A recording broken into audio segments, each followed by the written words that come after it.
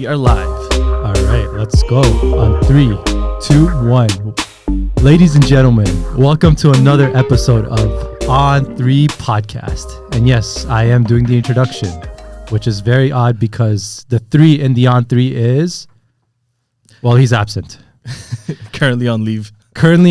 And bit of insight into this, we did a slight survey report with some feedback that we got from some people, and results says 80% of the people were a bit reluctant and hesitant towards his laugh. So essentially he's taking a break. Maybe he's grounded. You either love it or hate it, eh?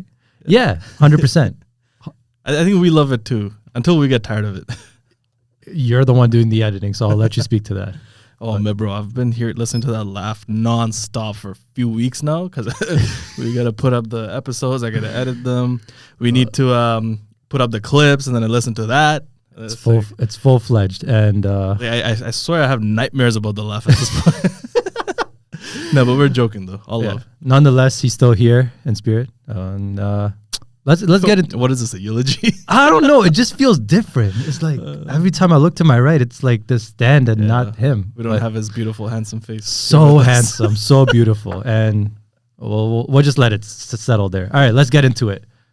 What's been going on this week? This week, let's talk about the weekend. It was crazy. If you were on Twitter or X or any form of social media. Dude, I started this whole show and it was like season 1, episode 1, and then it turned into a whole finale. Well, it's like Netflix. They dropped the whole fucking season. Yeah.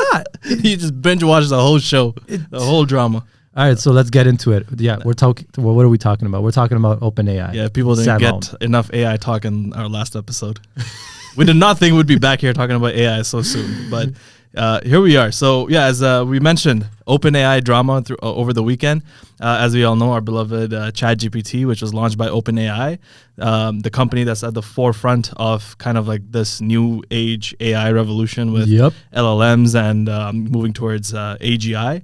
And the guy that was at the forefront of making everything happen, Sam Altman, he got sacked by his board, which was crazy because I remember when the news dropped, I was looking at it. And I think it happened like overnight at like 2 a.m. Was it Friday or Saturday? It was a Friday. It was the beginning of the weekend, and the bombshell just dropped. And I think I was still up at the time, and I look at the news. I'm like, no way, because I got a notification that they got Sam Altman fired, and I'm like, no way, because this guy's like he's been kind of at the tech entrepreneurship scene for a while. He's like one of the most revered figures, even before OpenAI was a thing. Yeah, he was, I guess, the head of Y Combinator, and people who are kind of tuned into the startup scene, Y Combinator is one of the biggest and most well-respected startup accelerators in the world, pretty much. Yeah. And he was the head of that, so he's been responsible for launching so many prominent businesses in our lifetime that are like big companies today.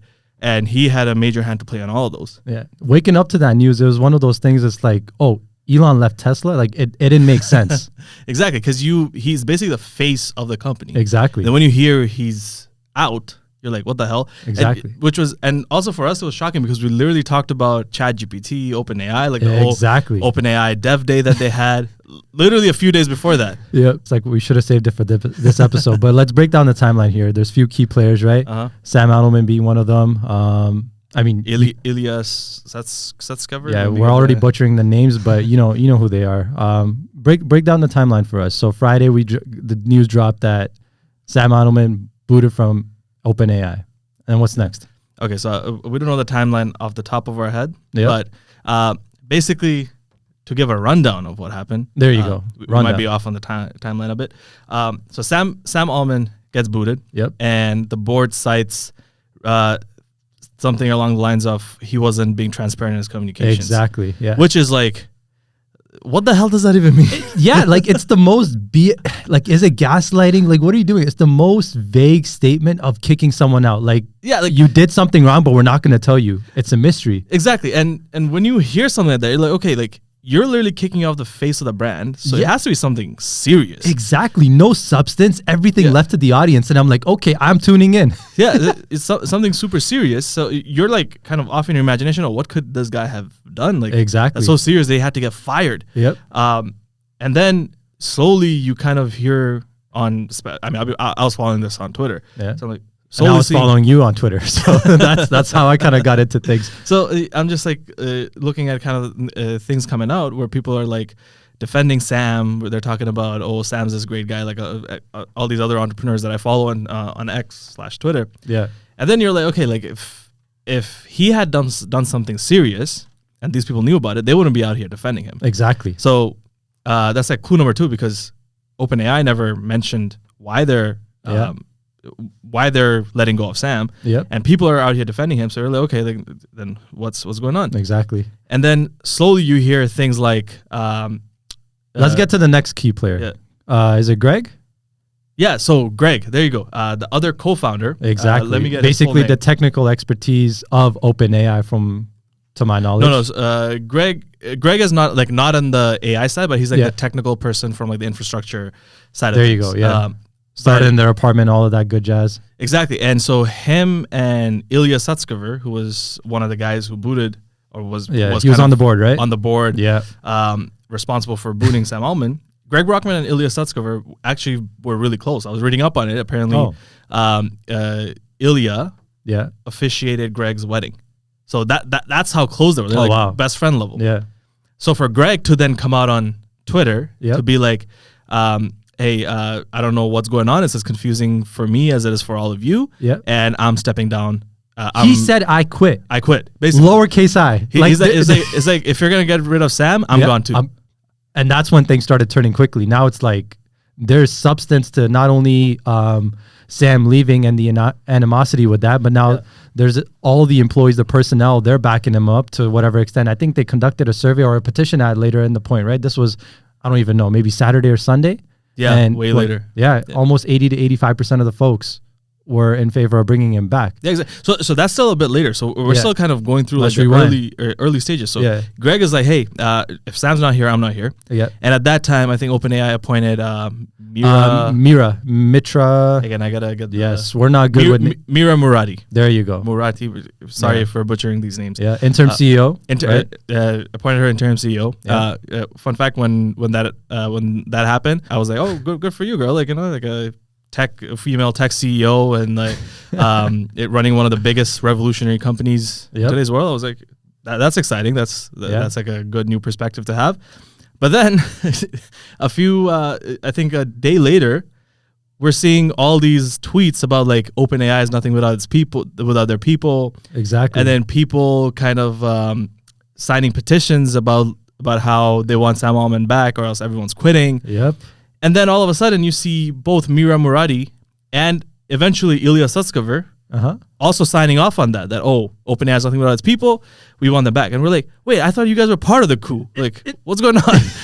Or are you guys switching teams like LeBron? I don't know if this is game theory or reverse psychology, but it's just plot twist after plot twist. And then we have our, I guess, third main key player in this, Microsoft. Oh, yeah, Satya. Microsoft. I would not want to mess with Satya, bro. Great businessman. Bro, he looks scary. He looks like that scary brown uncle. Like, straight up. You do not want to mess with that guy. I can just imagine when he hears the news, he's like, what the shit? Like, no, I try to diagnose his interview. It's like, does he have an accent? Does he not have an accent? But nonetheless, he then made that announcement, right? I believe it was live on Bloomberg. And then he tells the world that, hey, we're bringing Sam and Greg. Like, so that's a little after. Oh, that was after. So initially, there was supposedly talks that after like the kind of the whole blowback had gone on for like a day or two. Yeah. Then I guess the board kind of realized, oh shit, we fucked up. And then Ilya posted that tweet that, I regret my decisions. Yeah. And then they're like, okay, we're gonna have talks to bring Sam back. Yeah. So that was stage one of bringing Sam back. So they had apparently a deadline. I think it was Sunday at like 2 p.m. or something, which got extended to Sunday at 6 p.m. Did you hear the rumors about all these meetings that were happening at the headquarters in, I guess, Silicon Valley? No, what was the rumor? Apparently just a bunch of orders of boba guys or whatever that bubble tea chain is apparently. Bro, I can swear every startup. Yeah. Because I swear most startups that launched in the past 2 years are basically ChatGPT wrappers. So they were like, oh, fuck, we're fucked. Our business is done. So I can imagine all the meetings happening at that point. Yeah. So they thought about, okay, we're going to discuss bringing Sam back. Yeah. And then I don't know what happened, the board was like, no, fuck this. We're not bringing him back. Yeah. So they once and for all decided we're not bringing Sam back. But before you get into things, like, what do you think about the board itself? It's comprised of 7 members. There's some people that should be there. Some people feel like there's some people that should not be there, right? Wasn't one of the members from that company called Aura? That thing basically that got... Quora, sorry. Laura. Not Laura. I forgot the cue. Apologies. But it's one of those Dorothy Dolly jokes. Anywho, I miss him. Yeah, I think he was one of the board of directors, right? And that's funny because that company is essentially obsolete because of ChatGPT. Exactly. So, okay. So these are who the board of directors were. Yep. So you have Adam D'Angelo, who is Yep. the CEO of Quora. Yeah. You have Helen Toner, Mm-hmm. and she is a researcher and director of strategy and foundational research grants at Georgetown University Center for Security and Emerging Technology. And she works a lot with serving as an advisor on AI policy. So she is not the wife of the guy that was in No. Inception. That's not Leonardo DiCaprio. No. Okay. So this is the other board member, Tasha McCauley, Yeah. who is an adjunct senior management scientist at Rand Corporation and formerly served as CEO of GeoSim Systems. And she's Okay. married to actor and filmmaker Joseph There you Gordon-Levitt. So impressive. Yeah. And then the last one was obviously Ilya Sutskever. Yeah. Sam was actually also part of the board, but Yeah. the other one was Ilya Sutskever, and we know co-founder of OpenAI. Yeah. She serves as a chief scientist Okay. for OpenAI. Yeah. So these were the board members. Yeah. They tried to bring Sam back, Yep. or they thought about bringing Sam back, and then they kind of decided no. That's when Satya Nadella, Exactly. because if you think about it, Microsoft has, I believe, owns 49% Yep. That's correct. of OpenAI. Yep.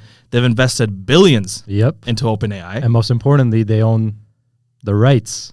They own the rights to a lot, like the parameters. They own the licenses to all of them. Yep. So Microsoft is a big player into OpenAI, and so for them to not consult Microsoft at all in this, that's I can imagine if you're the CEO of Microsoft, that's a slap in the face. Exactly. And also Sam is his guy. Yeah. So then he comes into the picture. He's like, I think this is the day after, where he's like, we're hiring Sam Altman, Yep. we're hiring Greg Brockman, and anyone else that leaves OpenAI, Yep. we're starting our own AI research arm, and y'all can work here. So essentially, OpenAI split into 2 parts, Exactly. and Microsoft would basically own both of them.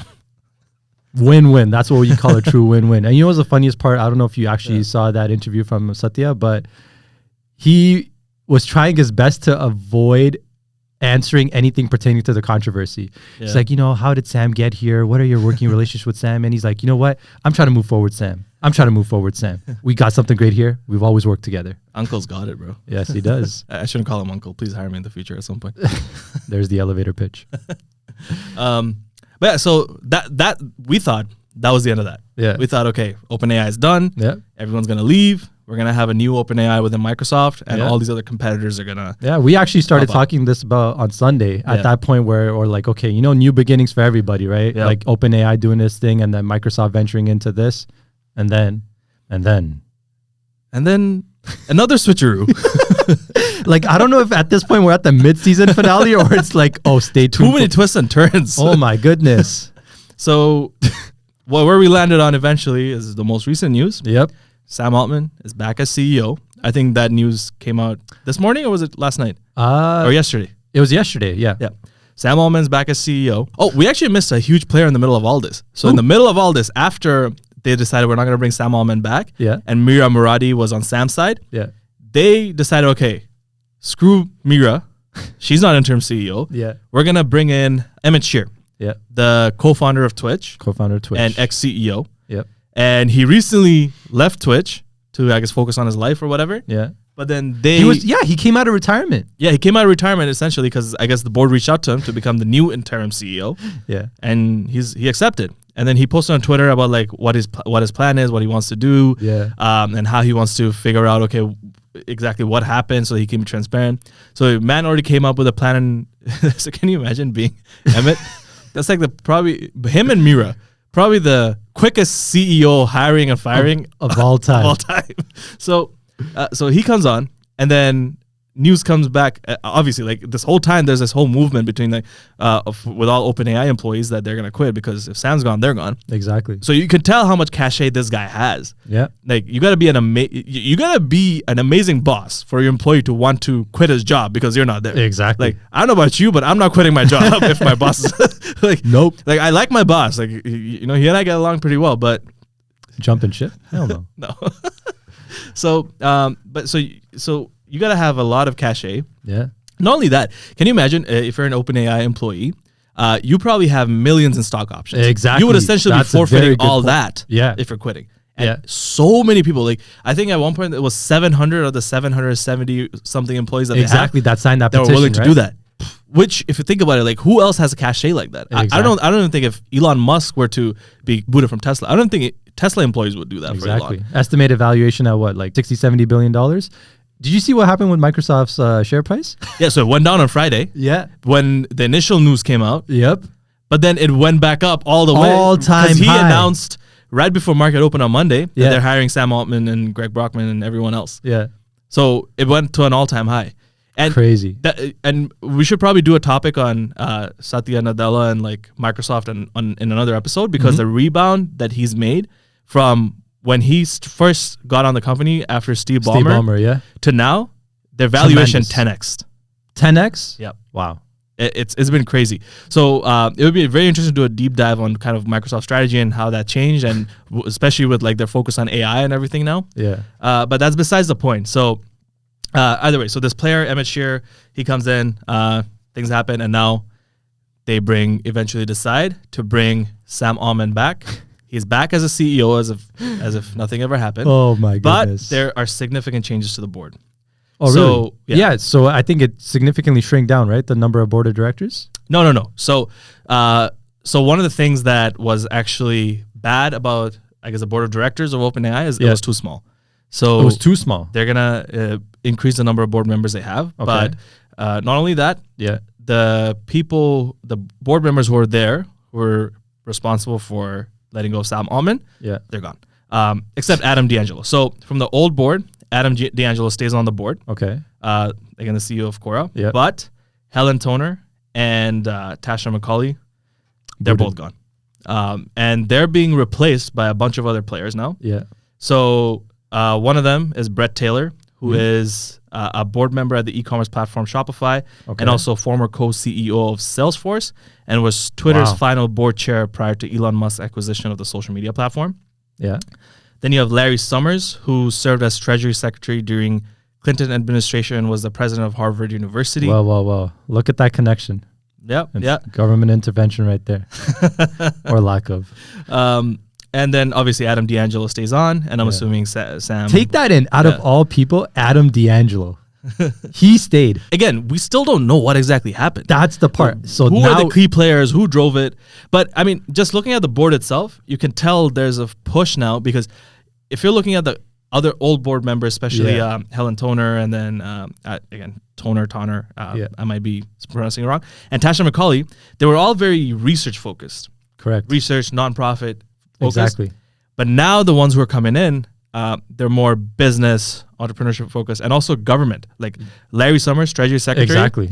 That gives, especially with all the AI regulation that's I going on. think that's a very key advantage for them. That's a very key advantage. And not only that, they're also going to bring on more board members who are probably still talking to a bunch of people to bring them on. But there's clearly a shift in philosophy from having OpenAI being this nonprofit entity to becoming more and more like a typical Silicon Valley startup. Yep. So do you think this is going to push things even further in terms of its growth? You know how people have always talked about like not necessarily controlling the growth of AI or AGI that you just actually explained to me just before this, but not necessarily controlling it. But for people who are listening to it, based on I guess what your understanding is, what is an AGI? Well, as per your definition, AGI is basically developing a model and that machine being able to have capabilities that is far greater than a human mind. So intelligence or a system, whatever, a model, an artificial system, let's call it, that whose intelligence matches that of, so anything that a human is capable of doing, it will be capable of doing as well. And not only that, it would far surpass human intelligence. And it can not only surpass human intelligence, but also improve itself, grow its own intelligence, build other systems like it. Yeah. So basically, whatever a human can do, it can do 10 times better. And not only that, it can also keep making itself better. That's where. So the first step of AGI is obviously matching human intelligence. Exactly. But if you do that, humans are great at improving, growing, having autonomy. Exactly. That's the true test of AGI. And once you get to autonomous AGI, that's where a lot of people say a lot of danger lies. Exactly, because sky is the limit. And sky's the limit with infinite. that. And that actually kind of leads us to, I guess, the topic of what do you think exactly happened? I know there's they haven't announced what happened, but there's been a lot of theories. Yep. And there's been a lot of gossip in the Twitter sphere. Yep. Again, I follow Twitter. It's like Silicon Valley. I think we listen to this other podcasts. Silicon Valley group chat. and it's a professional TMZ. Yeah, pretty much. So you you see things that people write over there. Yeah. So what do you think was kind of the reason that people are theorizing right now that Sam Altman initially got the boot? So from the outside looking in, all this news about Sam Altman, I'm by far no expert at the subject, at hand, but he seemed like a guy that was very forward thinking, obviously, with the field that he's in, but not just that, but just really pushing the forefront of what he believed in this vision that he had, right? And then, so there's that one side. And then the flip side to that was the board of directors, right? Diverse board of directors, and which is obviously good, but they had some key players, as you mentioned, which were focused on the research side. And as a result of that, they were thinking about ways of maybe going at a maybe slower pace relative to what Sam Altman have. And I think that's where the speculation could arise from. I think they had a conference. Was it Sam Altman? Before the news dropped, right? Sam Altman. Yeah, something came about something came to light. Some things might change and this and that. The Dev Day. There we you talked go, about it Dev last Day. episode. Yeah, exactly. Yeah. Oh, we did. If you listened. Hey, I did my homework, and the homework was what? Utilize ChatGPT 4. Great tool, everything. Kids are fucked, but I did my homework. Now apparently everyone's fucked. Yeah, but what's your take on it? So yeah, I think again, this is a theory. No one knows this for sure, but a lot of smart people are saying this. Yep. There's a huge contingent of people. Yep. Who are what they called AI doomers. So there's AI doomers and AI boomers. Okay. AI doomers are people who believe that AGI can be very dangerous. Yep. And we need to do everything we can to put guardrails around it, to control it, to develop it in a sustainable manner, in a ethical manner, so that the power doesn't lie in any one group of people. Not only that, so that power also doesn't lie at the hands of the AGI. So there's a group of people who believe that, and they believe that it's very important to develop this slowly so that we can make sure we at every step we put the guardrails around it. Exactly. Right controls around it. Yep.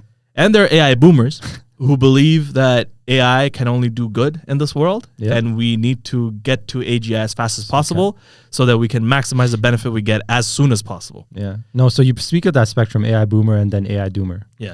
We've seen, anybody can really say this, interviews left and right, podcasts left and right with Elon. Yeah. Where do you think he falls on that spectrum? Because I feel like he's definitely on the AI doomer side. Really? Yeah. And a guy like that is on the doomer side? He is on the doomer side. As I said, a lot of smart people. Yeah. So not him. The other co-founder in OpenAI, Ilya Sutskever. Yep. He's a doomer. We literally watched sure. a documentary. Exactly. Where he's talking about how AGI could be very dangerous. Exactly. And this was obviously leading up to ChatGPT. Yeah. And this was even before ChatGPT was released. And so a lot of very smart people who are very entrenched in the world of AI have had concerns about it. Yeah. But then there are also people we were watching an interview with Elon Musk where he's talking about he's been great friends with Larry Page. Yes. Ex-CEO of Google. And the Google founder.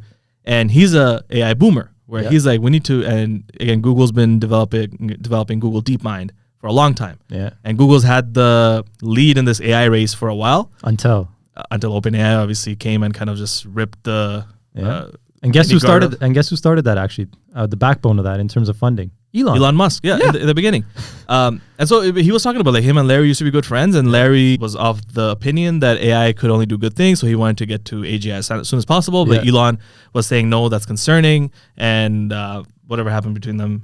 So Elon started OpenAI as a way to combat that. Exactly. Or he funded OpenAI as a way to combat that. And what did it start off as? What was that terminology that was used? A non-for-profit, open source, there you go. Open source technology. But so that's what Elon believed in. Yeah. And I think the fact that they started a for-profit subsidiary within the parent non-for-profit open source. So Elon's like, what's the point? Yeah. It's not a non-profit anymore, nor is it open source. Yeah.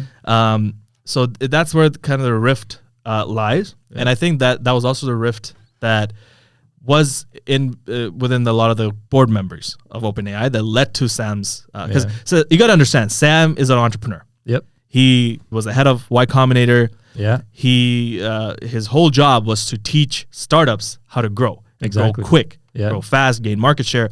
So he comes from that mindset. Yeah, great businessman. So to come from that to a non-profit kind of environment where you're not allowed to do that, I'm pretty sure he was just itching for the day he could just like take it up, exactly, take it off, and just push it to the moon. Just push it to the moon. And then they released ChatGPT, which took off like no one expected. Nothing like we've ever seen before. Nothing like we've ever seen before. Statistic out there: 100 million users within the first fastest growing startup ever, fastest growing product ever. Yeah, more than Facebook. Any product put it ever, out there. Wow. ChatGPT, fastest growing ever. Yeah. There's a reason for it. Yeah.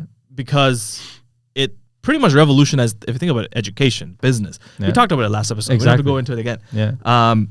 So no one expected ChatGPT to take off the way it did. Exactly. And you could just imagine Sam seeing that. Sam's like, hey, we have the next big, this is the opportunity to become the biggest company in the world. Eclipse Apple. Yeah. Right? So you could just imagine him just being like, no, we need to get to this. Exactly. And then he did Dev Day, where he announced a lot of other for-profit kind of initiatives. Such as the ChatGPT store. Mm-hmm. You mentioned that last episode. I mentioned last episode. And a bunch of other things that were mentioned in Dev Day. Yeah. And the theory is that rubbed the other board members the wrong way. They wanted to go slow. Yeah. This is not what they envisioned for the company. And so they took the decision to essentially sack Sam Altman. And I don't think they realized what it would do to the company. Exactly. And it's people. Like, sometimes I wonder, like, how can you be smart enough to launch all these companies, launch all these businesses, big businesses, get on the board of a company like OpenAI, but then be so dumb to think that firing the literal face of the company, of the brand that revolutionized technology over the past year, that you're not going to have blowback for it.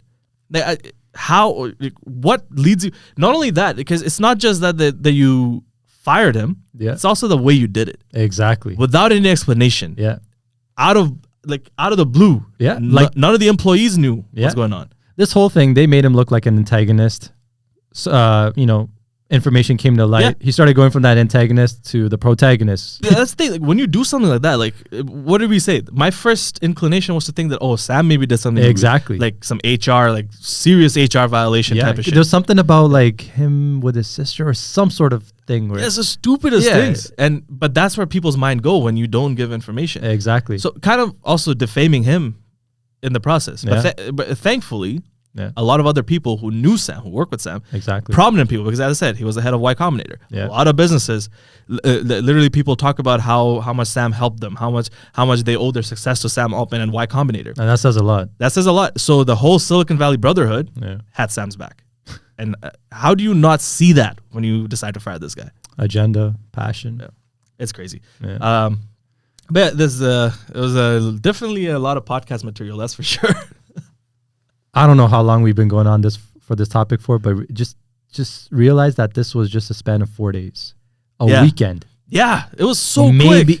A long weekend at best. Like, what the heck? And the thing is, I wouldn't be surprised if there's still more things coming, because we still don't know what exactly happened. We still don't know who the board members are going to be. Yeah. And there's talks about like how they're going to move away from the nonprofit structure more and more. Oh, really? I mean, maybe. We don't know. We don't know. And we still don't know what's going on with Ilya. Like, he's not in the board yet anymore, but he still retains his executive status, and he's still the chief scientist, and he's integral to what they're building. Yeah. So how does that whole relationship work? I'm just trying to use the analogy of a show for all those Game of Thrones fans. Who's the little finger in this? But the thing is, like, I feel like they were well-meaning, though. Like, when they decided to do this, the board members. The board members plus Ilya, I don't think it was for power. I think they genuinely were concerned. Yeah.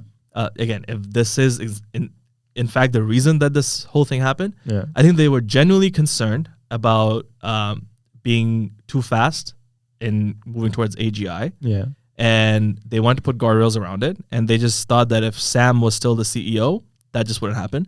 So I think it came from a place of genuine concern. I think the way they went about it is really dumb. Yeah. And you can even sometimes, there's still a debate to be had if their concern is even valid. Valid, yeah. Right? But I can see it coming from a place of concern is basically my point. So I don't think it was a power play maybe. Maybe from some of the board members it was, but I don't think from Ilya. Because I'm based on, like, I've seen interviews from him. I've seen documentaries. Yeah, his focus is clear. His focus is very clear. Yeah. Build AGI. Exactly. And do it as safely as possible. Yeah. For the better of humanity. For the better of humanity. Yep. And I think Sam Altman also has that similar goal. Yeah. But he's a businessman at heart at the end of the day. Exactly. So his approach is a bit more business-minded. Because if you do think about it, technology like ChatGPT takes a lot of processing power, takes a lot of infrastructure.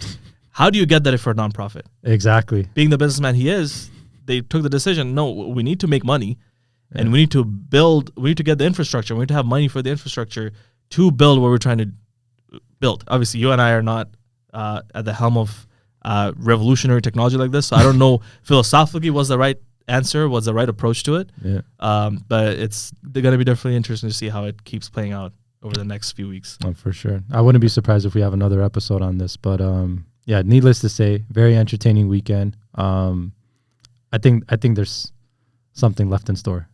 It's one of those cliffhangers for us to just kind of speculate about, but I do think it's going to go somewhere. Yeah, is it a new OpenAI? We don't know, but we'll see. Yeah, I guess we'll see. One last thought: who is the actual true winner of this whole debacle? Just from a Microsoft. yeah, Microsoft. Yeah, but I was gonna say X. Everybody was on that. Oh yeah, everybody Twitter was on that. Booming. I'm just like, goodness. man, I need to start posting on Twitter. Yeah. Oh man. We need to get on 3 on Twitter. Yes. To get in on the discourse. Yeah. But yeah, Twitter was something else during this whole time. Exactly. I wonder what Elon Musk thought about it. You know, being someone He's who just was one of those guys doing like sipping the tea on the side. Because it's like he was one of the founders who pulled out, but now he's developing Grok AI. It's a competitor to ChatGPT. Yeah. So he also had a lot of skin in this game. So I can just imagine him egging it on. Okay, yes. NBA in-season tournament, full-fledged. I mean, we're almost close to the conclusion of it in December. Well, how have you felt about the season so far? I think the NBA is, like, I mean, it's growing within itself. Like, I think it's more than just the basketball now. Like, it's I kind of almost use that analogy with Fortnite, with like every season they're releasing something new. And NBA is becoming sort of its own universe, and they're having these things, these sub-elements to the game. And I think the in-season tournament is a part of that. Just like little things, like look at the courts, the jerseys, the payouts, right? All of this stuff. I mean, the players have something to say about those courts, right? Slippery and all that stuff. But I do think it's added a level of competition to the NBA. Players do want to win this in-season tournament. And, you know, I think benefits the most?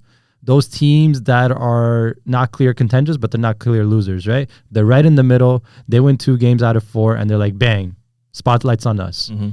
Even better. I don't know what roster sizes are right now, but like there's folks that, there's folks.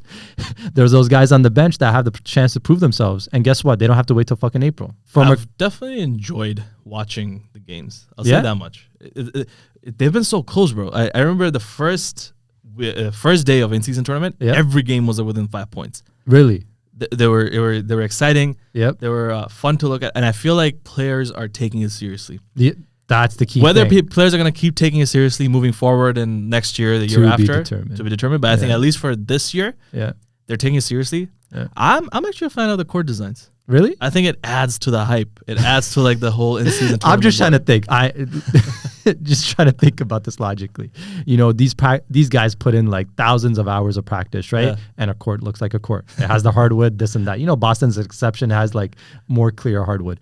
But then you get into this whole thing of like, what the fuck? My court looks like a rainbow. As like you look down and then look up, like, well, maybe you're not supposed to look down.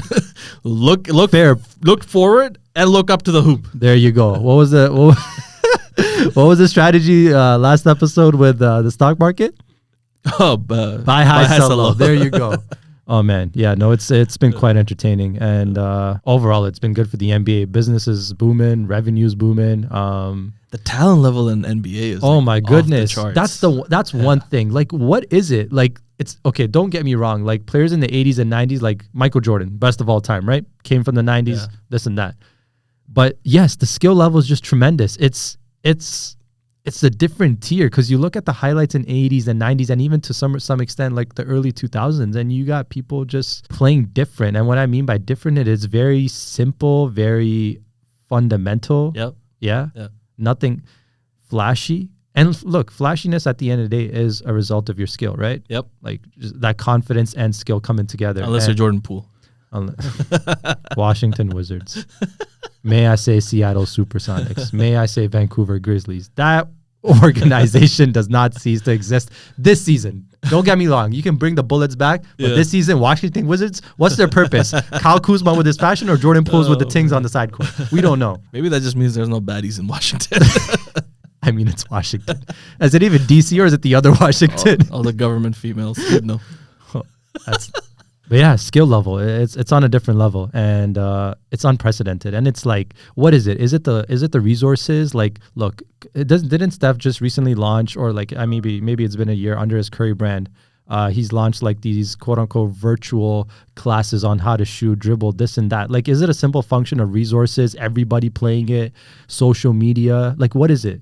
I think. Do you think just humans just naturally come out and like? Is it evolution? Like, what do you think it is? I think social media definitely plays a big part in it because kids are growing up looking at all these flashy skills, and they get to practice these, whether it's at YMCA, at their school, in their backyard. And I think you're just like growing up with so much practice of like different skills. Like now, all you see is people practicing how to shoot. We didn't really guess who changed that? Steph Curry, obviously. But now everyone knows how to shoot, and that changes. I think that's the biggest change to the game because now 100%. Everyone scores. Exactly. And guess what's the main difference between shooting and that of what it was maybe 10, 15 years ago, which was athleticism. It's changed the game. But the thing is now, it's athletic freaks who also shoot. Now the 1% is actually the 1%. It's crazy.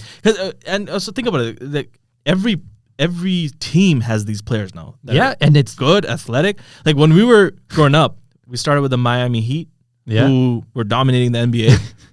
Then we moved on to the Warriors, who were also dominating the NBA. Yeah. Competition wasn't like this. Now it's like every night is competitive. Yeah. Sometimes you'll see blowouts, but for the most part, even if there are blowouts, the games are still interesting. Dude, a 20-point lead is not a 20-point lead in the NBA anymore. No, it's not.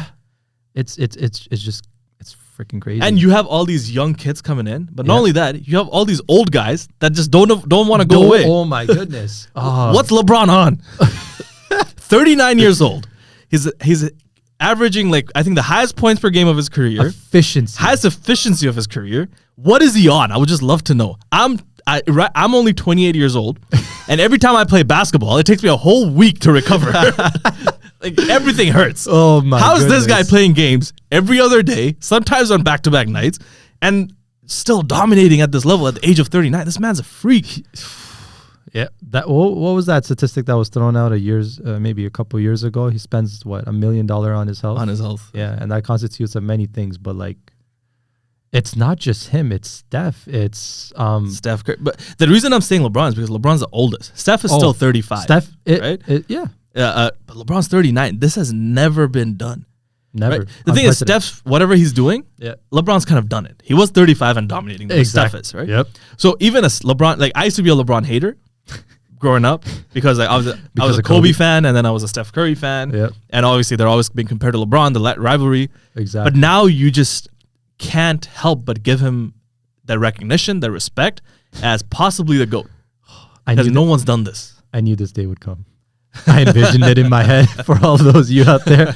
This is a 10-year rivalry between me and this guy. Kobe, LeBron, Steph, LeBron. I'm like, bro, how about LeBron? Yeah, no, that man's crazy. Oh my goodness. Let's make a bit of comparison right here. It's just too similar. But LeBron's decision in, what was it, 2013? 2011, bro. 2011. Wow, how do you forget? Was it 2011 or 2010, actually? It was 2010. Oh, it's 2010? Because 2010 to 2011 season, that was the first season for the Miami Heat. Yes. But yeah, no, the decision, I think it has a lot of parallels to what happened this weekend as well. Just putting that out there with this whole OpenAI shit. Going away, coming home. But you see, that happened throughout the course of half a decade. This happened in half a week. Yep. Oh, man. Yeah, definitely. All right, here, quickly, give your prediction for the in-season tournament. In-season tournament? Aren't the Lakers 4-0? I think they already qualified for the quarterfinals, right? Yeah, they did. I don't know, man. I can't have a prediction on this because it's hard to tell which teams are going to take it seriously and which teams aren't. Like, exactly. You obviously know, like, I'm a Warriors fan, Steph Curry fan through and through, so I hope they get their shit together. Yeah. They started off really well and then lost 6 in a row, and I don't know what happened, and they lost again to the Phoenix Suns. I'll tell you what happened. Too much Steph Curry. And what I mean by that, the other team has to show up. The rest of the team has to show up. They got to do something, bro. Yeah. At this point, even bring Poole back. I don't care. But, yes, I hope they get their shit together. But do I see them winning? Not really. It's hard to tell. Philly has been doing pretty well. Yes, Tyrese Maxey, top 5 PG in the NBA. Like, how do you... it's like addition by subtraction. You take out James Harden, take out someone who stops the ball, take out someone who doesn't defend, and implement Nick Nurse on top of that. And you got the recipe for a really good team. Yep, and I don't know what the heck Clippers are doing, but they don't know their bed mass. No, what I mean by that is... I feel bad for Westbrook. Yes, I feel bad for Westbrook. Like, he's actually playing well, but it's just like, how do you expect 4 people that need the ball to function together? You can't. Yes. They each need the ball. Like, exactly. You think about a super team like the Warriors, they could each play without the ball. Because there's a system in place. And then this guy goes out, sorry to take a jab at him, but like, hey, Drake dropped a song about him too, so it's kind of offset. This guy goes on an interview and he's like, I am the system. Insert Kazi's laugh. What do you mean you're the system? What? Like, you're nice, you're amazing, but that system was in Houston. It's not at the Clippers, so. Yeah. So, yeah, the Clippers are whatever. They're the Clippers. They're the Clippers. Clippers going to be Clippers. The best thing about the Clippers is Steve Ballmer. Straight up. I want to see Milwaukee get their shit together. Yeah. The combo of Dame and Giannis could be lethal. It hasn't got there yet. Yeah. But I think it will get there. Championship pedigree. Dame has playoff experience, and I think they'll figure it out. Yeah. Obviously, Denver and Boston still doing their thing. Still Jokic, doing thing. Whole other level. He is a inspiration. How is this guy who looks uninterested half the time? He was uninterested when they won the championship. He just wanted to go play with his horses. How is that guy dominating to this level? Oh my goodness. You can't do nothing. I think he's leading a new wave of superstars in the NBA or upcoming superstars where it's like basketball's not your main gig. It's something else. Yeah. But yeah, I didn't think it'd be horseplay. The man gets so excited when he's like in like horse racing competitions. And he flew Aaron Gordon all the way to Serbia to see his horses, and he won there too. True winner. Anywho, exciting. What's your prediction? I want to see a team that's not slated for the NBA championships. Just a bit more spotlight, just a bit more hype, and kind of set the precedence of what's to come in future seasons of the NBA. So I'm really hoping a team like maybe the Minnesota Timberwolves, Sacramento Kings, I hope they take it, Really? Yeah. Very boring. I know, but like... Very boring. Boring, yeah. Sometimes boring gets exciting. I think superstars drive the league. They do. They do. So that's what people want to see. But yeah, I mean, let's see if your hope comes true. Thank you. But anyways, anything else on the NBA? Nah, I think that's about it. You know why? Because NBA is just going to come up a lot of the time. All right, so moving on from the topic of NBA, a bit more of a serious topic. Yes. Probably the most serious topic we've done Oh, so far on this unprecedented for us. podcast. Yes, go ahead. We've avoided talking about this topic a bit just because of the amount of polarization it creates. Yep. But I think this is a topic that we need to talk about. Recently, we know about the whole situation in the Middle East with Israel and Palestine. Yep. And there have been a lot of animosity on both sides, whether it's rightfully or not. We're not here to speak about that right now. But what we want to talk about is one of the doctors from Ottawa, University of Ottawa, is a fourth-year resident, Dr. Yipeng Ge. I hope I pronounced that correctly. Yeah. He was suspended from his residency after pro-Palestinian social media posts. And this is the headline. It says pro-Palestinian. But I would like to counter. I don't know whether it's pro-Palestinian, pro-Israeli. I don't know if all that matters. I think what he was pro-humanity. Yeah. And he was advocating for innocent lives. He was advocating for people who have been affected by this conflict. Collateral damage. And you see the images, we've all seen it. It's everywhere. And to stand up against that, to speak up against things that are happening to innocent people. Yeah. I don't see that as being pro one side or the other. No. I just see that as being caring for the lives of humans. Yeah. Which I don't know if you knew this, but I think doctors are supposed to do. So make it make sense is basically what I'm saying. Yeah, let's dissect this a bit. So first and foremost, he spoke on Twitter, right? He had certain tweets, right? On Twitter and I think on Instagram. This happened in the setting of an academic institution. That's the part that kind of baffles me, which is when you're in an academic institution, right? Obviously, whether it's a residency or just a typical student, there's a certain sense of freedom that comes with that, right? The freedom of speech.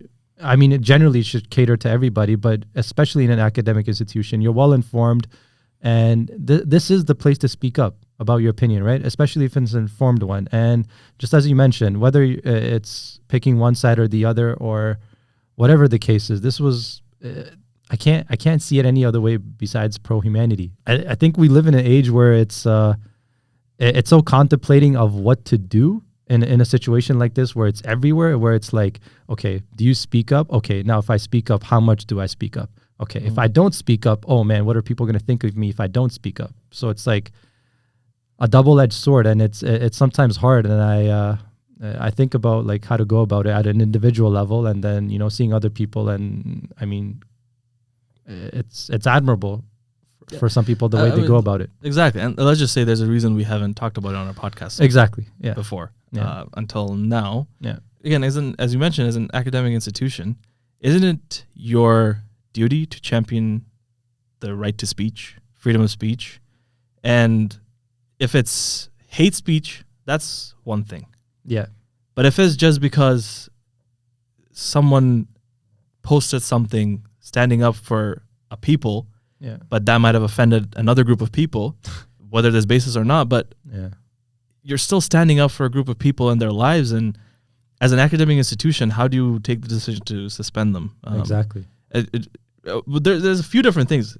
You're an academic institution. Not only that, your faculty is that of medicine.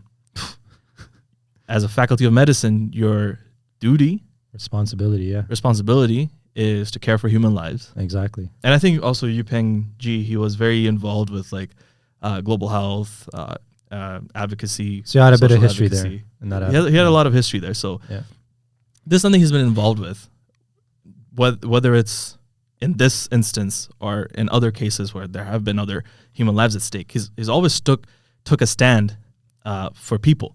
Yeah.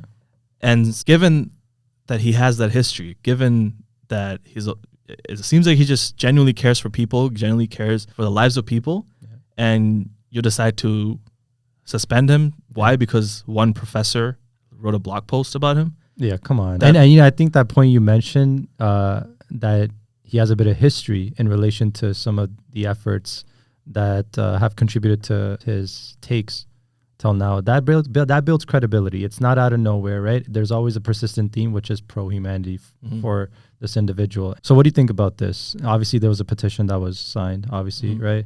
Many people have come forth in relation to that, and they are requesting an apology and a thorough investigation of the decision to suspend him. You think that's reasonable? I think so. You can't suspend someone on the basis of them standing up for human rights and human lives. Yeah. I think an apology is more than justified. Yeah. And what the university faculty has to keep in mind is this isn't about taking one side or the other. Exactly. It's about human lives. Exactly. And there's nothing more important than that. Nothing more important than that. Yeah, and the funny thing is, we're all well aware of things that are said on the news and whatnot. I don't think he's the only doctor that has faced this sort of situation in the last, let's say, few months. He's not. And what it says about the whole medical community, that's a whole other discussion, broader discussion, but especially in this case, I'm of the belief it's completely unjustified. And I'm someone who has always tried to look at all sides and try to take every single opinion into account, every single experience into account. But in this case, it's completely unjustified. Yeah, same here. And with that, I think we're at the end of our episode today. All right, let's go. So on that note, all right, ladies and gentlemen, thank you for joining us in this latest episode of the On3 podcast. We have Salvi, Adib, Teddy here. Myself, we're still working on that. No Zinav. No, we already settled on it, bro. You can't change it now. No. Decision making. We'll change it. Sorry. Anywho, and our beloved third member who is taking a leave of absence and we hope he's back at some point. Yes.